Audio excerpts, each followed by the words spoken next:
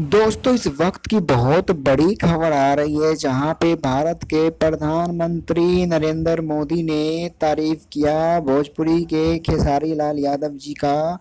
और वहीं पे दूसरी तरफ पवन सिंह का। एक अपने आप में भोजपुरी के लिए गर्व की बात है जहां पे भारत के प्रधानमंत्री नरेंद्र मोदी ने तारीफ किया है खेसारी लाल यादव जी का और पवन सिंह का।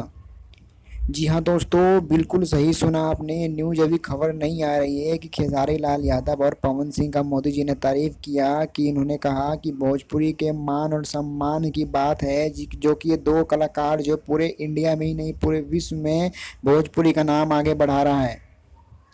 दोस्तों खेसारी लाल यादव जी को वहीं पे भोजपुरी के ट्रेंडिंग स्टार के नाम से जाना जाता है क्योंकि इनका एक भी गाना जो भी गाना नेट पे डलता है यूट्यूब पे डलता है वो ट्रेंड कर जाता है। वो गाना ट्रेंडिंग में आ जाता है, पूरे विश्व में छा जाता है। वहीं पे पवन सिंह की बात करें तो पवन सिंह पावर स्टार के नाम से जाने जाते हैं।